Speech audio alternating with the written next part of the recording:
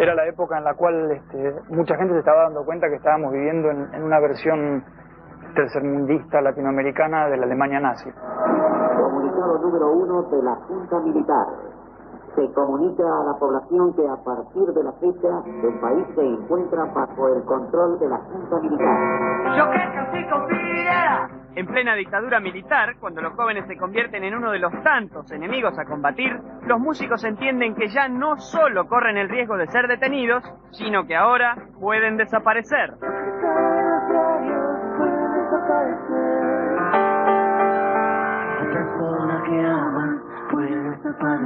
Suponte un programa de televisión. Entonces cuando iba me decían, che, mirá, no vas a poder salir porque nos dijeron que parece que estás en una lista negra. Se pasó rápidamente de la censura a la persecución encarnizada que ella daba con las amenazas telefónicas. Me llamó una mujer diciendo que sabían perfectamente dónde mi hija iba a un jardín, como para que yo tomara conciencia de que tenía que irme del país, ¿no? Se estaba persiguiendo a la gente, se estaba torturando, matando, y mucha gente se estaba yendo, ¿no?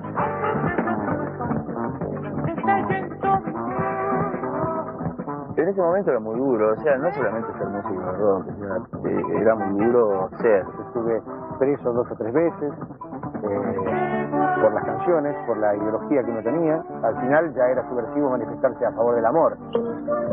Argentina, tierra de paz y de enorme riqueza. Cuando todo puede ser interpretado como subversivo, los rockeros deben apelar al ingenio. Cuando me preguntan justamente cómo era el rock en las épocas de la dictadura y eso, yo digo que uno de los testimonios más certeros, de alguna manera, está en las letras de Charly García.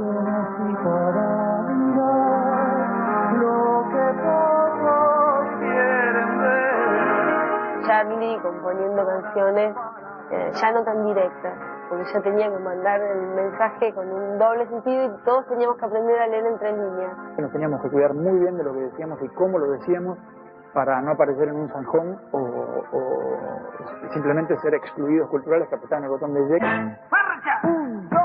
Obviamente, la sensación de impotencia no solo alcanza a los músicos, sino también al público. Y así es como en los conciertos de rock se vive una suerte de catarsis colectiva. El movimiento de rock era la música de la resistencia. Los prohibidos y los censurados eran los recitales de rock porque la gente avivaba en contra de la nefasta dictadura militar. Estábamos allí arriesgando muchísimas cosas, como por ejemplo los autos de la policía en la salida y los autos de la policía en la entrada, sin saber dónde íbamos a dormir esta noche, si en casa o en la comisaría. Sobre el pasado y sobre el futuro, ruina sobre ruina.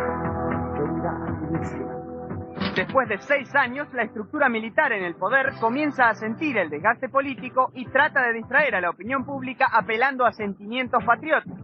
Por eso, se decide ocupar las Islas Malvinas, cuya soberanía argentina reclamaba a Inglaterra desde el siglo pasado, y en cuestión de horas, ambos países están en guerra. Yo formé parte de un ejército loco, tenía 20 años. En un comienzo no entendí lo que los militares querían hacer. O sea, ya no venía entendiendo toda la masacre que ellos, todo el genocidio que ellos produjeron. Tampoco entendí lo de Malvinas.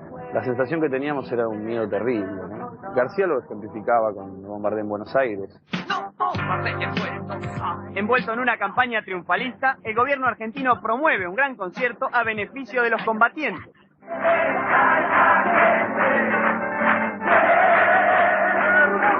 Era una ola de gente, lejos y lejos y lejos. La guerra no llama a la música, llama al silencio y al horror. Entonces, bueno, cuando se trató de tocar para la gente, bien me ocupé de aclararle antes de empezar a tocar a la gente cuál era la idea. Nosotros estábamos muy extremadamente sensibles y al borde del miedo incluso también. Lo hicimos para juntar cosas para mandarle a los chicos. Y bueno, y como último tema se cantó Solo le pido a Dios, ¿no?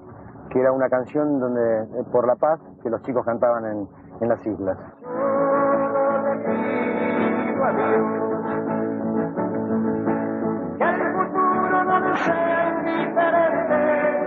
Se transmitió por televisión.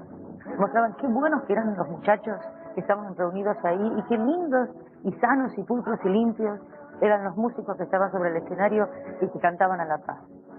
Hipócritas, porque era la misma gente que ellos habían todo el tiempo cuestionado y censurado directamente en la radio por medio de listas.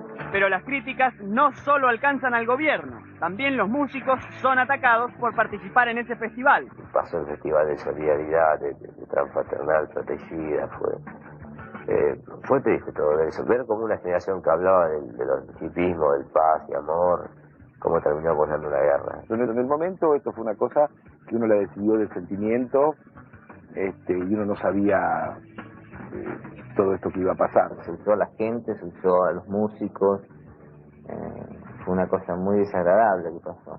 No estoy de acuerdo, yo creo que simplemente se sintieron convocados por lo que les estaba pasando a los chicos que estaban peleando ahí en el sur. Desgraciadamente los alimentos no perecederos y la ropa y todo nunca llegó a destino porque se quedó en los semáforos, como dicen amigos. Que después de la guerra de Malvinas aquí se produce un corte generacional de alguna manera, es decir, nace una nueva generación. En esa época la diferencia de edad era muy delicada.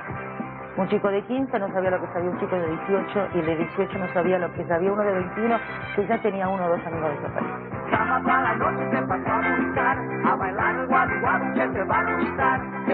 En tiempos de dictadura surge una nueva camada que trata de sintonizar lo que pasa fuera de ese mundo de tinieblas y que reniega del pasado.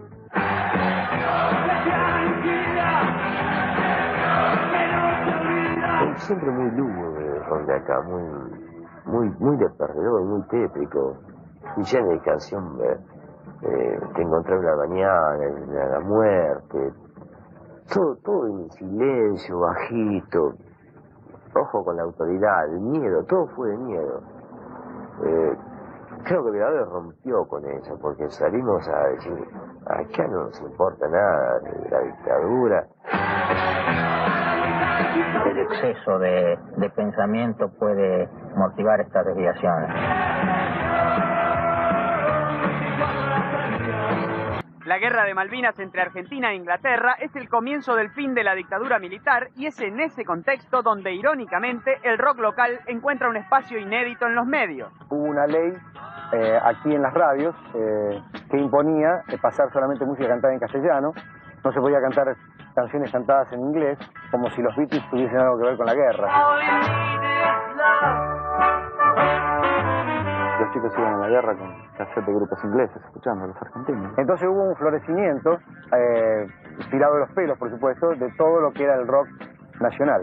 Es horroroso que te pasen música por la radio por esos motivos, en esas condiciones. Es mejor que ni te la pasen. Aquí aparece el primer gran negociado social con el rock, digamos. Les mandamos a los chicos a la guerra y les ponemos la música en la radio. Y topar.